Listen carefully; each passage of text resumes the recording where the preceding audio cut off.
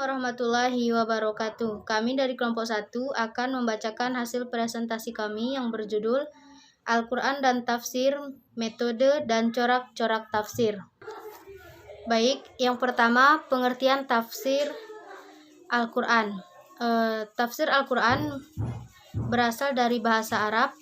Tafsir Al-Quran adalah pengetahuan untuk memahami dan menafsirkan yang bersangkutan dengan Al-Quran beserta isi yang tertera di dalam Al-Quran. Kemudian fungsinya yaitu sebagai mubayyin atau pemberi penjelasan, yang mana menjelaskan tentang arti dan kandungan Al-Quran, khususnya menyangkut ayat-ayat yang tidak dipahami dan sekiranya ada samar pada artinya. Kemudian menurut Al-Utsaimin menyebutkan bahwa tafsir secara bahasa berasal dari bahasa Arab al-fassara, yaitu menyikap sesuatu yang tertutup. Adapun secara bahasa juga tafsir Al-Quran adalah penjelasan terhadap makna-makna yang dikandung oleh Al-Quran. Kemudian Asy-Syuuti menukil dari Al-Imam Az-Zarkashi menjelaskan pengertian tafsir sebagai ilmu untuk memahami kitab Allah Subhanahu wa taala yang diturunkan kepada Nabi Muhammad SAW, menjelaskan makna-maknanya, kemudian menyimpulkan hikmah serta memberi penjelasan tentang hukum-hukum yang terdapat di dalamnya. Kemudian tafsir secara etimologi adalah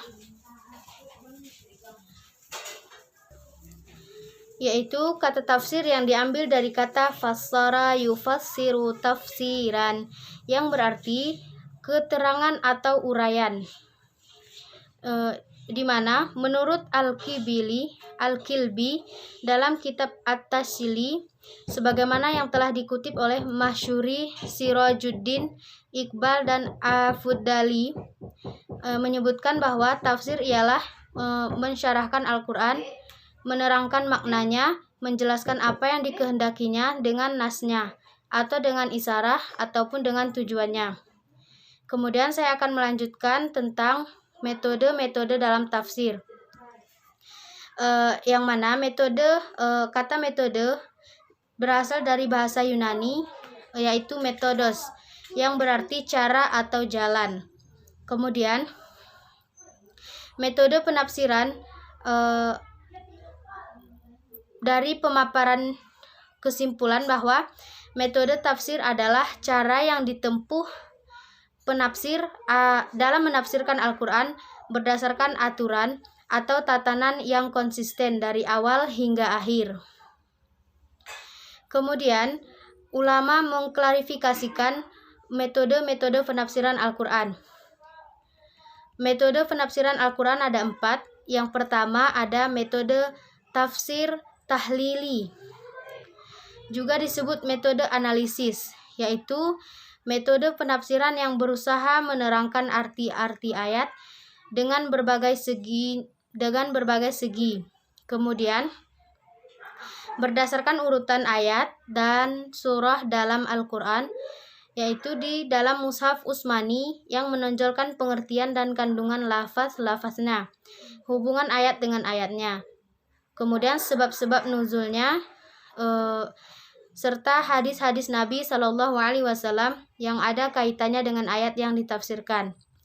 Kemudian yang kedua adalah metode ijmali, yaitu metode penafsiran dengan menggunakan cara menjelaskan ayat Al-Quran dengan singkat dan global. Kemudian yang ketiga adalah metode muqarran, yang mana metode muqarran adalah metode yang mengemukakan penafsiran ayat Al-Quran yang membahas suatu masalah dengan cara membandingkan antara ayat dengan ayat, ayat dengan hadis, kemudian redaksinya, yaitu menyatukan redaksi atau pendapat-pendapat para ulama. Kemudian metode muqarran ada beberapa perbandingan menjadi 3 bagian. Yang pertama yaitu perbandingan ayat Al-Quran dengan ayat lain, Al-Quran dengan hadis, serta penafsiran mufasir dengan mufasir lainnya. Kemudian selanjutnya adalah metode maudhu'i, yang mana metode ini membahas ayat Al-Quran sesuai dengan tema atau judul yang telah ditetapkan.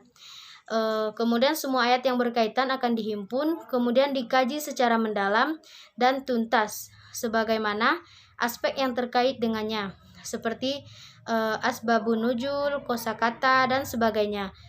Semua itu dirinci dan sangat tuntas, serta didukung oleh dalil-dalil atau fakta-fakta yang dapat dipertanggungjawabkan secara ilmiah. Kemudian, prinsip utama dari metode ini adalah mengangkat isu-isu doktrinal kehidupan, isu sosial, ataupun tentang kosmos atau dikaji dengan teori Al-Quran, sebagaimana upaya menemukan jawaban dari Al-Quran terkait tema tersebut. Kemudian, menurut Al-Farnawi, metode maudhu'i ada dua.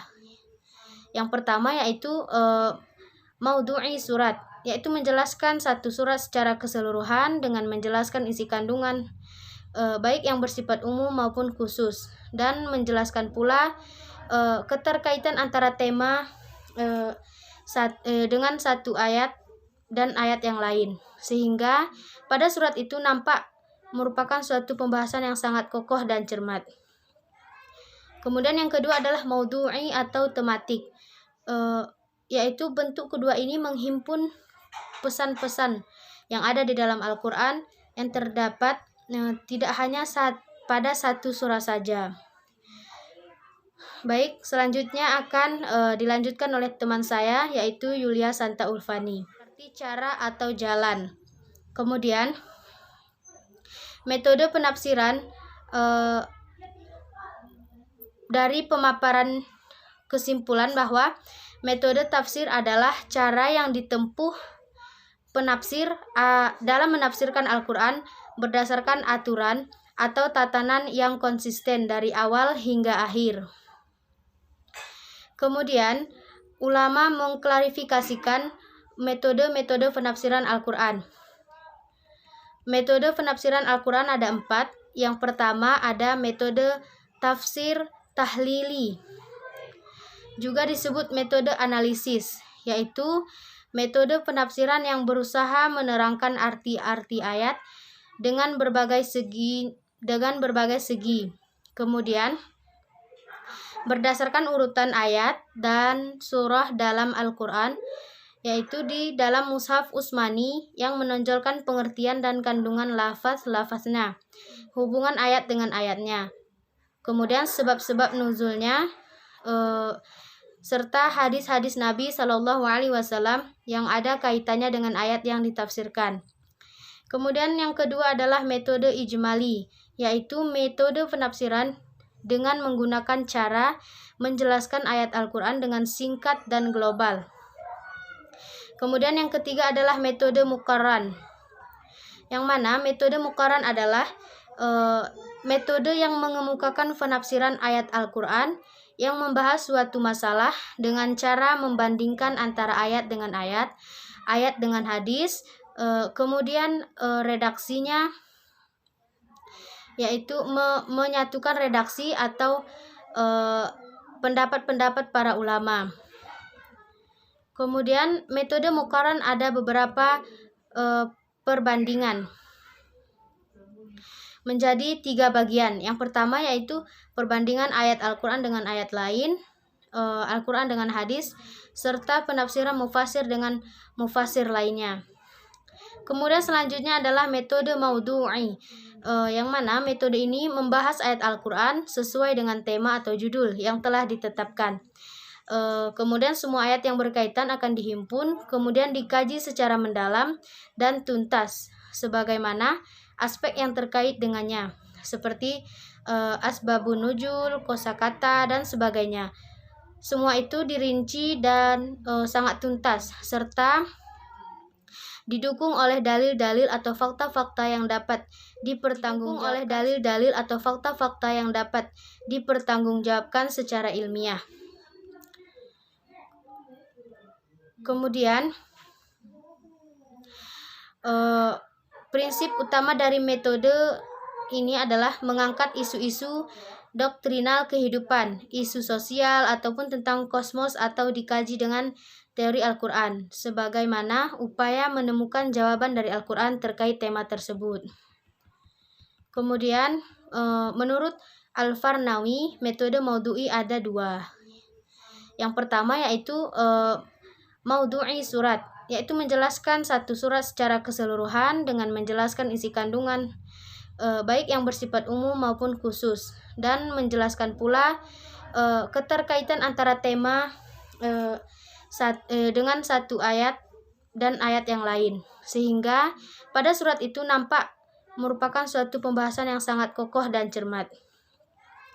Kemudian yang kedua adalah maudhu'i atau tematik, yaitu bentuk kedua ini menghimpun pesan-pesan yang ada di dalam Al-Quran yang terdapat tidak hanya pada satu surah saja.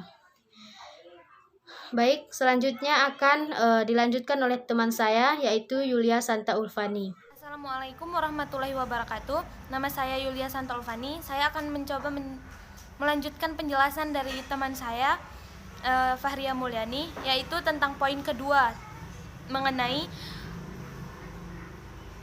corak-corak tafsir. Jadi corak-corak tafsir itu ada enam.